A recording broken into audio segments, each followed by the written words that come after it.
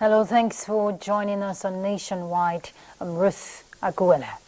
In line with his avowed commitment to uphold the highest standards of integrity in the management of the Commonwealth of Nigerians, President Bola Tinubu suspends the Minister of Humanitarian Affairs and Poverty Alleviation, Dr. Betta Edu, from office with immediate effect. The President further directs the Economic and Financial Crimes Commission to thoroughly investigate all financial transactions involving the Federal Ministry of Humanitarian Affairs and Poverty Alleviation and the agencies under it. The suspended minister is hereby directed to hand over to the Permanent Secretary of the Ministry and to fully cooperate with the investigating authorities in their investigation. Furthermore, the statement says the President has tasked a panel headed by the coordinating Minister of the Economy and Minister of Finance to re-examine the financial architecture and framework of the social investment programs to conclusively reform the relevant institutions and programs to eliminate all institutional frailties for the exclusive benefit of disadvantaged households and win back lost public confidence in the initiative. In the meantime, former Minister of Humanitarian Affairs, Disaster Management and Social Development, Sadia Umar Farouk, earlier today honored an invitation by the Economic and Financial Crimes Commission to offer clarifications in respect of some issues that the Commission is investigating. The former minister had earlier indicated her readiness to honor the Commission's invitation. She notes that she remains proud to have served Nigeria as a minister with every sense of responsibility and will defend her actions, stewardship and programs during her tenure whenever she is called upon by any government agency. On the judiciary, the Supreme Court has affirmed the election of Hyacinth Alia of the APC as the duly elected governor of Benue State. The five-man panel of justices headed by Justice John Okoro gave the verdict in Abuja. The Apex Court dismissed the appeal of Titus Uba, the candidate of the People's Democratic Party in the March 18, 2023 governorship election in Benue State. The dismissal followed an oral withdrawal of the appeal by the People's Democratic Party and his governorship candidate upon being confronted by the Apex Court that the matter was a pre-election matter. Uba of the PDP had challenged the victory of Alia of the All Progressives Congress before the Tribunal and the Court of Appeal. In their verdicts, the Benue State Election Petition Tribunal and the Court of Appeal Abuja affirmed Alia's election as Benue State Governor, following his declaration by the Independent National Electoral Commission as the winner of the March 18 governorship election. We turn to other issues. The artist village within the Osunosugo Groove, a UNESCO World Heritage site, which a few years back fell a victim to devastating fire, well, now faces the ominous fear of neglect. The cultural enclave once stood for the preservation of centuries-old traditions and artistic heritage through paintings and sculptures known with Osun State. Femi Afariogun reports. Inside Osunosugo Groove was once a repository of indigenous art forms, sculptures and traditional artifacts showcasing the unique heritage of not only Osun State but Nigeria, where people and tourists learn culture and buy various artworks. The aftermath of the fire incident that ravaged the artist village in March 2021, destroying artworks of about 100 artists worth millions of naira, has turned the place to a shadow of itself. Because by coming here, you will see different type of artwork that as the thing happened, the incident happened, nothing again. The effort of artists affected who received donations from some renowned artists and philanthropists could still not put the once vibrant orb back to life. Under UNESCO, whatever we do or anything going on there is international, it's not local. So any money they spend there will eventually come back to them. The situation of the artist village has pushed many young talents keen on upholding the culture out. Everybody already quit for the art because Osogbo was very known as art and culture. Some lead to Okada riding, some lead to insecurity. The artists believe if the artist village, a vital component of the grove, is left unattended to, history, culture, and tradition may soon suffer distortion. In Osogbo, Femi Afariogun, NTA News. All right, we join our correspondent live now from Osogbo, Kayode, to give us more insight on the present situation of things there at the artist village in the Osunosugo Groove. Kayode, please feed us. Thank you, Ruth. Behind me is the artist village situated at the heartland of Osunosugo Groove. And Osunosugo Groove is a UNESCO accredited site. And then let me quickly take you down the memory lane concerning this place. Ulebaya, a German scholar and curator, founded the Mbari Club in Osogbo in the 60s. This cultural center became a crucial hub for artists, writers, musicians, as a means to foster a creative environment in order to contribute significantly to the growth of contemporary Nigerian art. Also, Susan Wenger, often referred to as Adoni Olorisha, became deeply involved in Osunosugo Sacred Grove, working to deeply involved in preservation and enhance its cultural significance. Together, Ulibaya and Susan Wenger's efforts helped to shape Osun's artistic scene, providing platform for renowned artists like Durola Dipo, Jimo Brahimo, Nick Davis Okundaye, the likes of 277, Sikiru Adeyemi. All these, they contributed their quota to the fusion of traditional and then contemporary elements in Nigerian art. They all started from this place. It is of importance to let you know that the artist village inside Osunosugo Groove was created to provide similar platform for younger generation in artwork. But with the fire incident of 2021 that destroyed artworks of about over 100 artists, and nothing is being done by concerned authority, it seems what Osogbo, what this place is known for, is now it might be drifting away.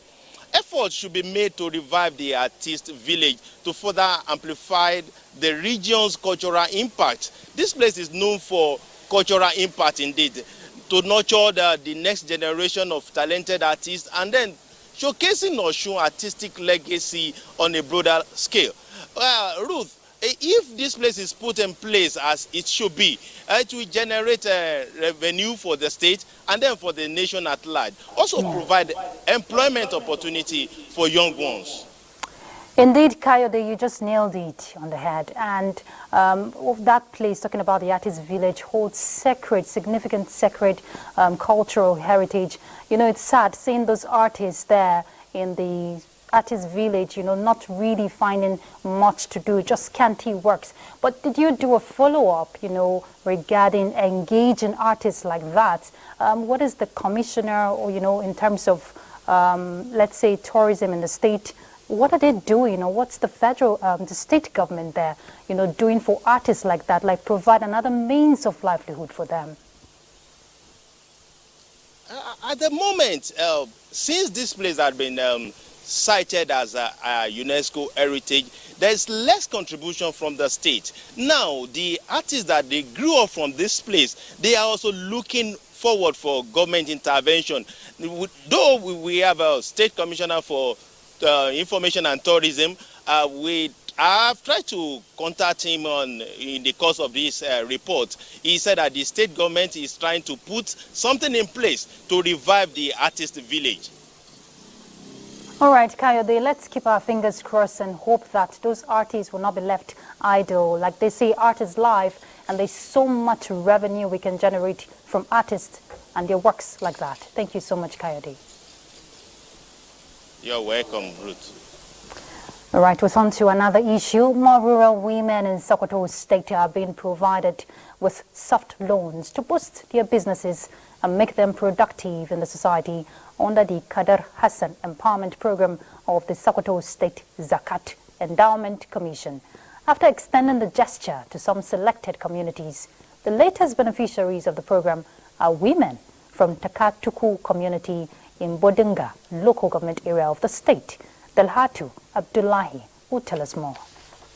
Adiza Wadata and Kulu Abubakar of Takatuku village, Bodinga local government area, are among women supported by Sokoto government under the Kader Hassan Free Interest Loan Program of the Zakat and Endowment Commission. The interest-free loan program was conceived alongside other women programs of the Commission to improve the livelihoods of women in the grassroots. The support ranges between 20 and 50,000 naira payable in 12 months. And that will be the reason that those under them will get the same gesture or even more if they utilize it. The village head of Takatuku, Aliu Muhammad, lauded the Commission for the gesture to his people with an appeal for its extension to neighboring villages for maximum benefit. Rural women in Kaurar Mangala were among hundreds that have so far been supported under the program, and the Zakat Commission is planning to cover more vulnerable groups in the state that is battling to curb activities of bandits. In Sokoto, Dalhatu Abdullahi, NTA News. Right, we join our correspondent, Lawali Salihu, who has been monitoring these activities. He's currently at the Zakat Commission office in Sokoto there. He wants to shed more light on the empowerment drive for women at the grassroots and the impact it's having on their lives. Lawali, please go ahead. Good afternoon. This is Sokoto, the seat of Caliphate. Now you can see behind me here is Sokoto State, the Kader Empowerment and Endowment Commission office here. A commission where Sokoto State government is impacting positively on the lives of less privileged. Not only here in Sokoto metropolis, even at the rural areas, in so many programs that are being conducted by Sokoto State, the Kader Empowerment Commission, in which there's a program called CASBO, a program whereby rural women, mostly widow and married women, are being supported with a fund to engage into poultry business, and it multiplies, thereby increasing their economy. Apart from that, Sokoto State, the Kader Empowerment Commission had impacted on the lives of many orphans. If you can remember, Sokoto State is one of the states where there is a problem of insecurity, especially in the northern part of the state. Local governments like Sawambeni, Rapa, Gorayu. There is a lot of internet displacement in Gandhi, that is in Rapa local government area, where at least in collaboration with a non-governmental organization, Qatar Initiative, Sokoto State government has imparted on the lives of many of the orphans there in education, grant, housing, and many other things. Now, it is even extended to a situation whereby some of these orphans are being taken to Almajiri Integrated School in Bodinga, and they are being sponsored by Sokoto State government. They were provided with instructional materials, with everything, and it's Sokoto State government that cater for their studies there through this commission you are seeing behind me. Not only that, there are so many programs apart from CASBO, Kader Hassan, which is about pre-interest loan to the rural women, whereby they will be given money to start a business, or rather enhance their existing business, that ranges from either 20, 30, 50, 60, up to 80,000 naira, payable in 12 months, and with a grace of 2 months up before even starting the payment. Okay, Lawali, very good initiative by the Zakat Commission there. Charity is something that should extend beyond just what you do, for sure. And we're seeing that they're doing it not just for show, but to reach out to the lives of those who need it. So did you follow up with the beneficiaries, the women who are being empowered? How much impact is this, empowerment having on their lives? Honestly speaking, to some of the women that were empowered by Sokoto State government through this commission, the Kader Empowerment Commission, to them, it's not a joy, but cry. Just cry of happiness. Because to them, to take something home is something difficult in their life. But because of the help of the Zakat Empowerment Commission and with the support they get from the Zakat Empowerment Commission, they start a business that makes them self-reliant and now being able to feed their family, especially to the orphans of mandatory activities, who find life very difficult, very challenging. Now, with the help of this Zakat and Development Commission, they are better off now, having something doing, their children enroll into school, engage in education, engage in Western and Islamic education, and finally being supported with a grant to start business. So the Zakat and Development Commission has impacted greatly on the lives of many less privileged persons here in Sokoto State. And to add to this, not only Sokoto State government, there are even some well-to-do individuals in the state that complement the effort of the Zakat and Development Commission, or rather Sokoto State government, in supporting the needy. Now, in annual basis, there is this kind of support by the Zakat and Development Commission to the Muslims Ummah who find it difficult during fasting period, just to ease them, to make them to have a source of belonging during the fasting. They are being supported with so many grants. There are even some individuals, not only here within Sokoto State, even outside Sokoto State, people like Erickson do bring assistance to Sokoto State government through Zakat, and it goes to the needy person in the state, and they enjoy it so much.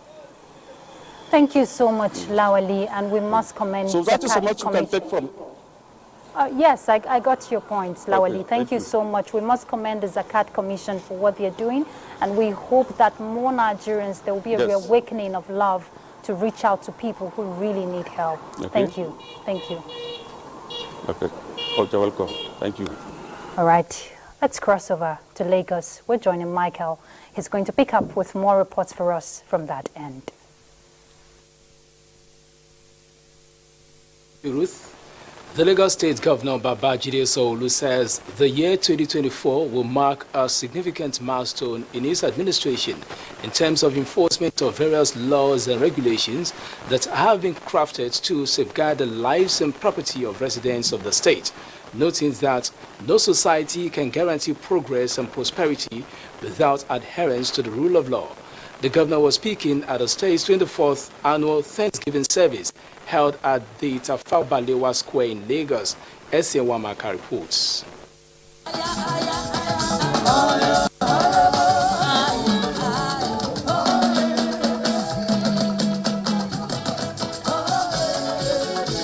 That was the mood of members of the First Family of Lagos State at the 24th annual Thanksgiving service held at the Tafawa Balewa Square, Lagos.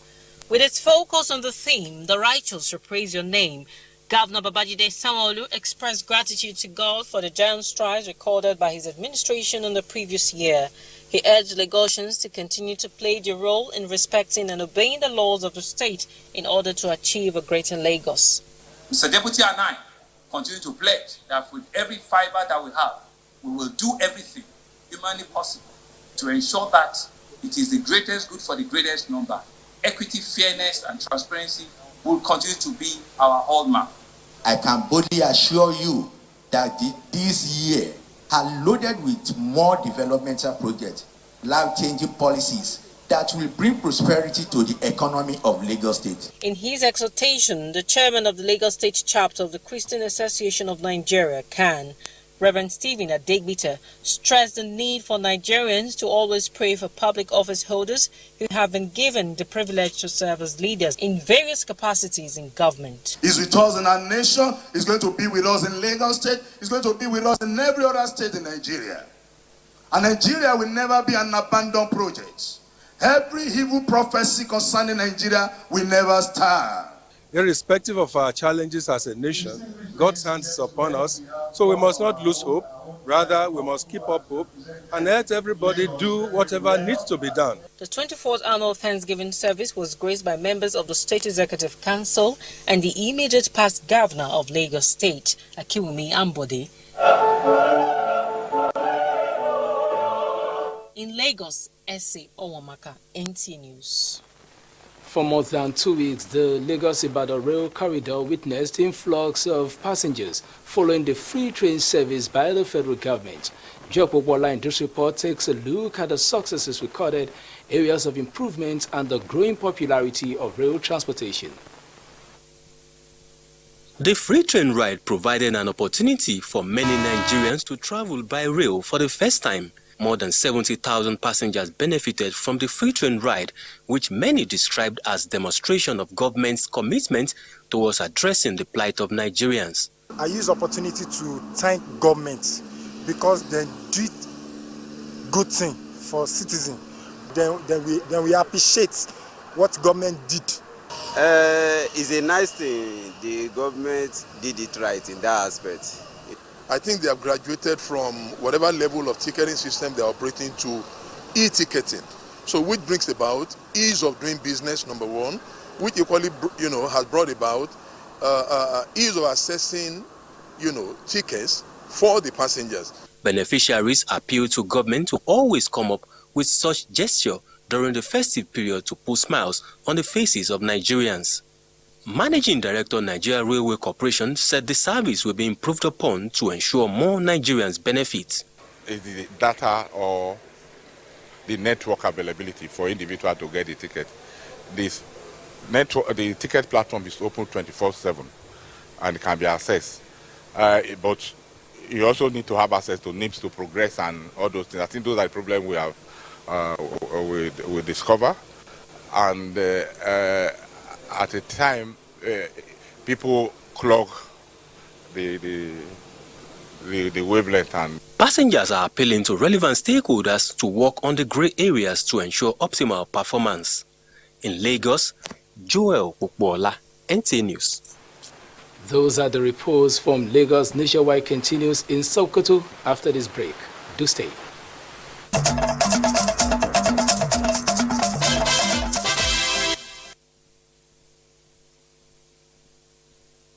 Everyone, and welcome to Sokoto.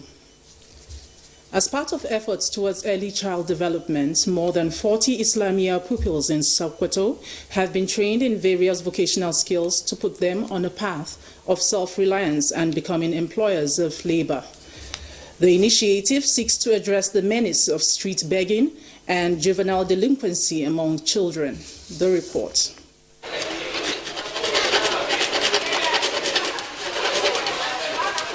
The pupils engaged in solar installation, GSM repairs, electrical installation, leather works, and computer literacy, among others, to enable them master the trades and stand on their feet after graduation. A cross-section of the students and the parents appreciated the school management for the training, which they noted will empower them to become useful to themselves and the society. I learned shoemaking from the initial stage to the end. To the school management, the program is designed to prepare the pupils toward engaging in gainful ventures for self-reliance.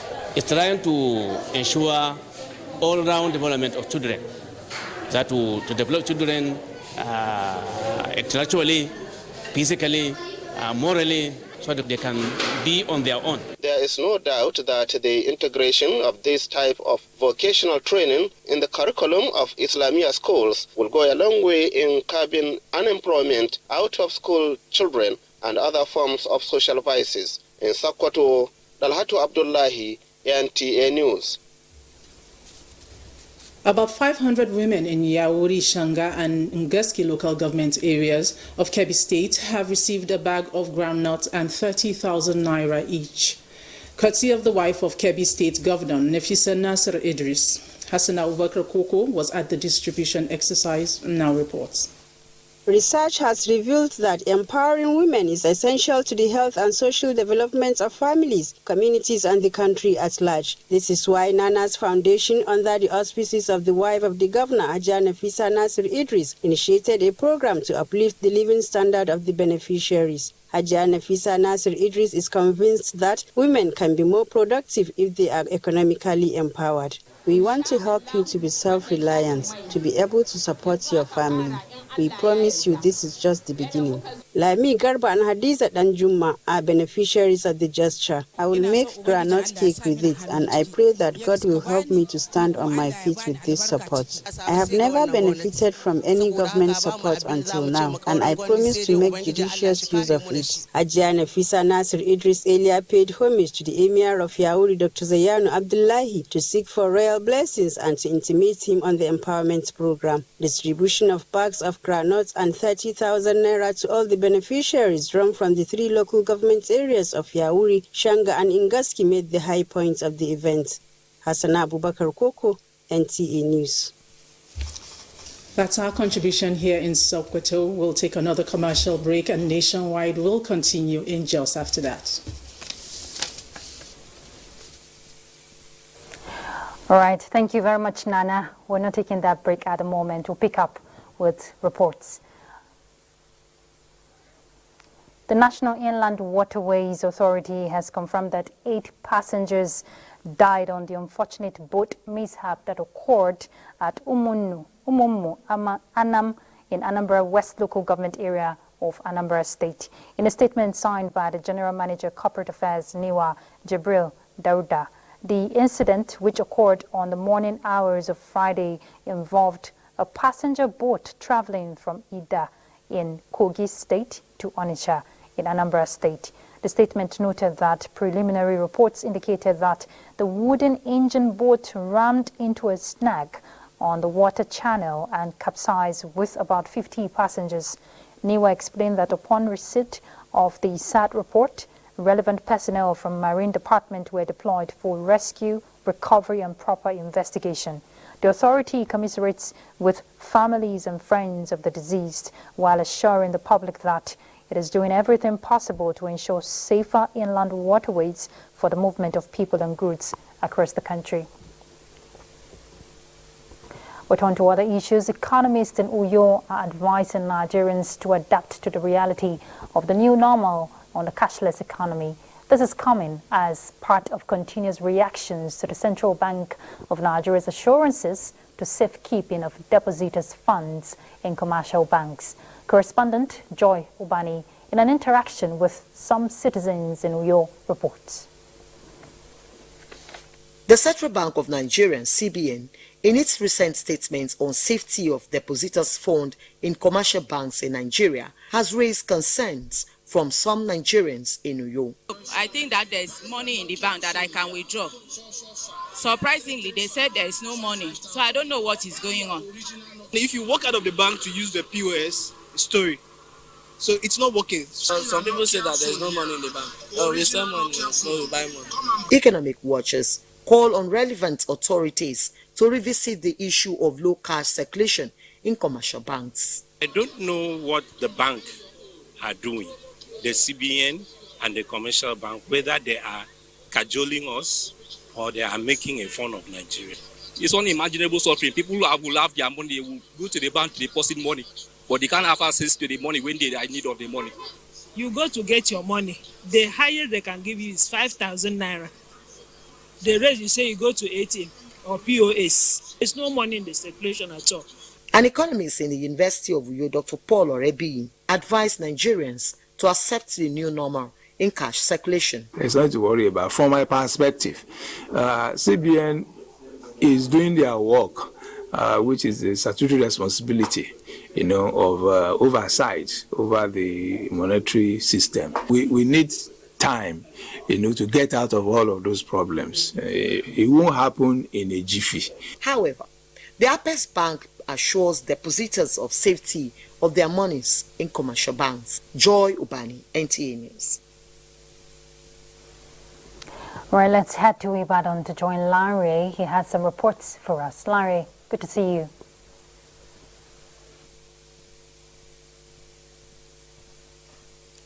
Good to see you, Ruth, and welcome to Ibadan. The Nigerian Customs Service, Ogun 2 Area Command, has released a bullion van impounded for smuggling with over 24 million naira in the vehicle.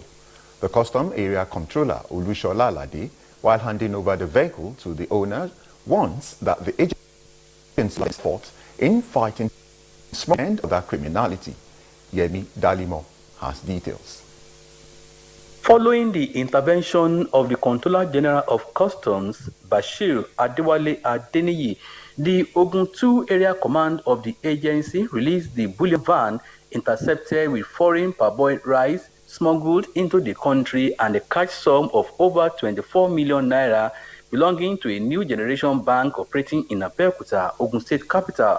The vehicle was apprehended by men of the Joint Border Patrol Team in 2022 for concealing 12 bags of 50 kg parboiled rice. We will not condone any act of smuggling or criminal intent. We will not relent.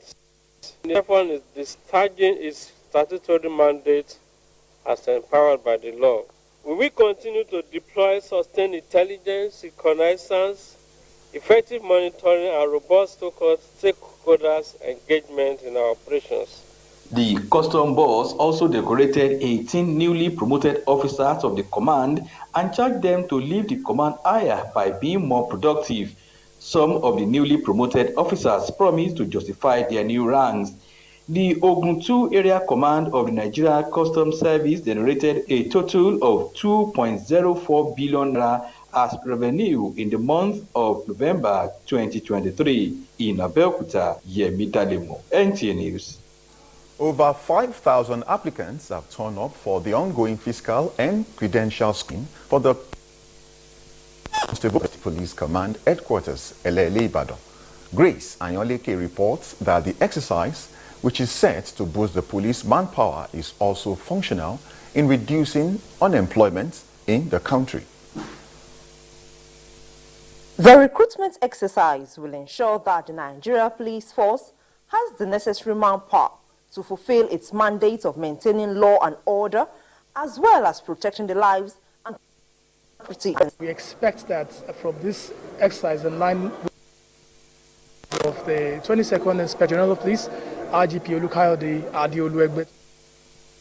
Right, we apologize for those hitches there from our Ibadan Network Center. We'll pick up from here. Every year, many people make resolutions at the start of the year to set and attain goals based on personal convictions. Many times, these resolutions can be tempting and hard to keep. And for some people, it's just one of those annual rituals religiously indulged. The year 2024 is just unfolding, and our correspondent, Etieno Imbanga, examines how people in Uyo are making resolutions for the year and how these resolutions can be kept.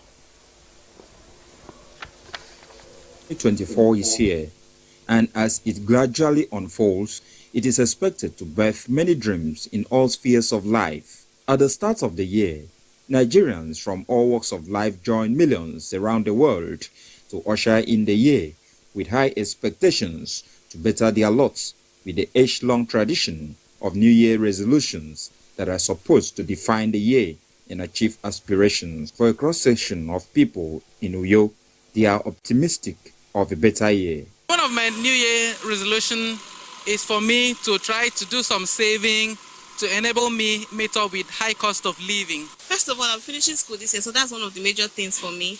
And then secondly, I'll be starting my business this year by God's grace. Many people make groups or individual resolutions aim at meeting various targets.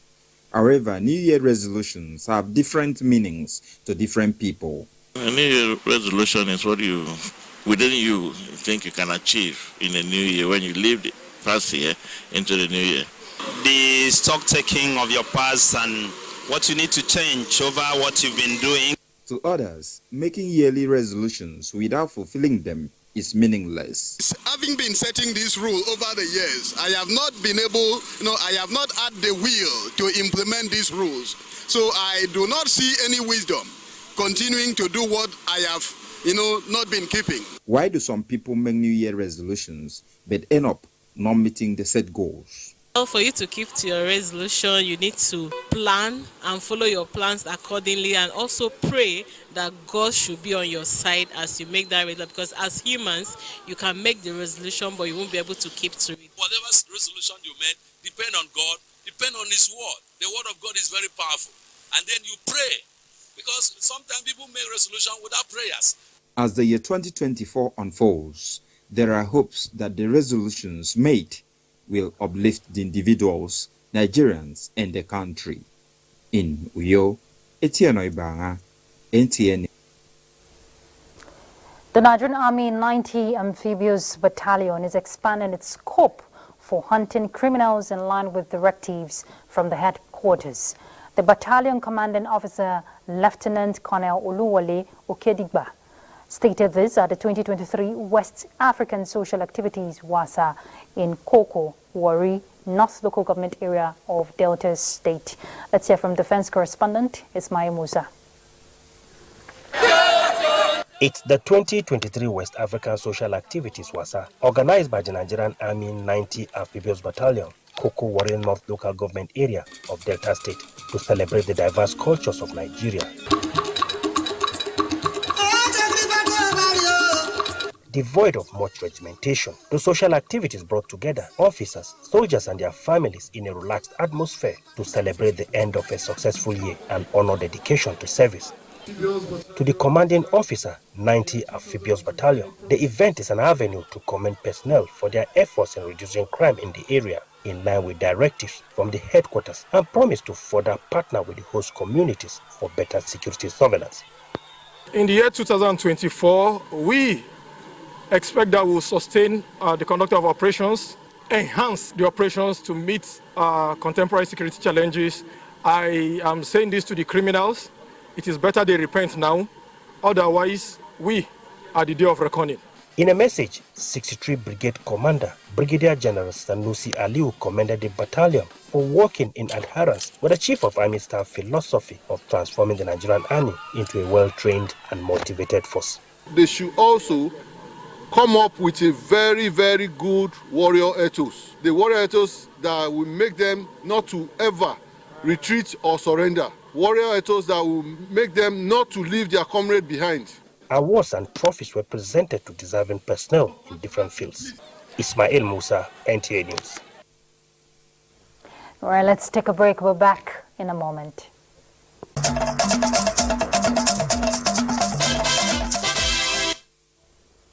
Welcome back. Garba Umar Uba has clinched the All Progressives Congress ticket for Ngaski Shanga Yauri Federal Constituency, declaring the results shortly after the primary election held in Yauri.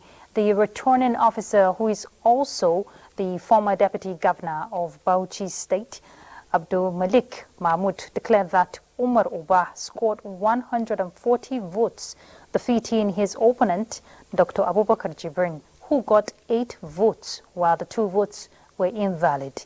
It will be recalled that the winner of the election of the constituency, Yusuf Tanko Sununu, dropped his victory to take up his current appointment as the Minister of State for Education. Still on politics, All Progressives Congress faithful in 326 electoral wards in Anambra State have pledged their commitment towards consolidating the party and making it stronger and better in the state. Chinyere Fesi Okoye reports that this was made known during the distribution of Christmas gifts courtesy of former Minister of Labour and Employment, Dr. Chris Ngige. Loads of rice, yam and other food items is aimed at putting smiles on the faces of APC faithful in 21 local government areas of Anambra State, the physically challenged persons and the aged. We are ready to continue to support APC Anambra State. We stand with our Anambra people. Come back in full and support APC. Though it is an annual ritual, this year's own is exceptional, as Dr. Chris Ngige and Chief Judge Moralo speak. Last farming season, we had banditry, we had flood ravaging the areas where we used to farm, both in the north and the south, particularly in our southeast. So our people who need grew more of our party people also. APC as a political party is a positive platform. It's a progressive platform. And we know that if given the opportunity, APC has what it takes to build this state. So I appeal, it's my responsibility to appeal to our people to give APC a chance. The APC stakeholders encouraged their members to remain steadfast. The gathering also served as an opportunity to encourage Nigerians to be patient with President Bola Ahmed Tinubu's administration, as Rome, they say, was not built in a day. From Alo, Chinyere Fesi Okoye, NTA News. We'll make a stop at just now to join Felicia. You, Ruth, welcome to Jos. Members of the National Assembly from North Central have expressed satisfaction with the level of work at the National Orthopedic Hospital, Jos. This was after the team led by the former Speaker, Deputy Speaker Ahmed Idris Wasi, inspected the project. Sadatu Mohamed Kafa reports. The former Deputy Speaker had earlier moved for the establishment of orthopedic hospitals across the 6 geopolitical zones in the country. This led to the establishment of the National Orthopedic Hospital Jos for the North Central Zone. Ahmed Idris Wase, along with members from Kwara, Nasarawa and Plateau states, accompanied by management of Jos University Teaching Hospital, inspected work at the construction site. Quality of work, the scope of work, the money provided for, and the kind of work I've seen, I'm happy. The state and the North Central is in their need of this institution, and I think what they are doing is really commendable. Our inspection here has motivated many of us. We can all come together on the corridor in National Assembly to facilitate and contribute our quota. Since this edifice is under the North Central, and it's going to be useful to entire Nigeria at large. The construction has reached 40% and is expected to be completed by March this year. All we need to take off, the wards, the emergency, the theaters are under renovation, and essentially all we have on ground as infrastructure. So hopefully by March, we should be near our doors for services. The National Orthopedic Hospital, when completed, will address medical needs of people seeking medical attention outside the country. In Jos, Sadatu Mohamed Kafa, NTA News. Away from health matters, Christian Association of Nigeria, Plateau State Chapter, has condemned in its entirety the wanton killings of citizens and destruction of valuable property in more than 20 communities in Barkin-Ladi and Bokos local government areas of the state.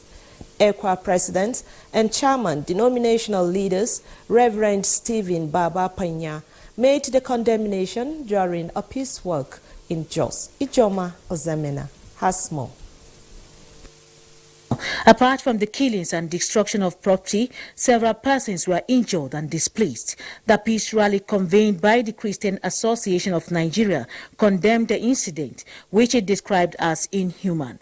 It called for the provision of relief materials to victims of attack and the relocation of internally displaced persons. We therefore call on security agencies to align with this new mindset of Mr. President and ensure that the criminals responsible for these heinous attacks are apprehended. While reacting to the demands of the association, Governor Caleb Mutwan says government is taking critical steps to address the security challenges. By the grace of God, we will work towards this end. We will not rest on our oars. I would be going over to see Mr. President in the course of the week, and I will make sure that we transmit your requests, your demands, your fears and your apprehensions.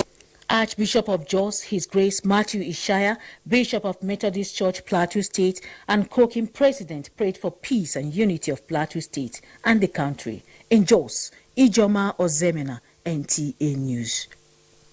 Those are the stories from here. Let's rejoin Ruth in Abuja for the continuation of Nationwide. Ruth, it's over to you. Thank you very much, Felicia. All right, let's do a sports update. We're done with Nationwide. Thank you for your company. Do have a beautiful evening. I'm Ruth Aguele. Bye.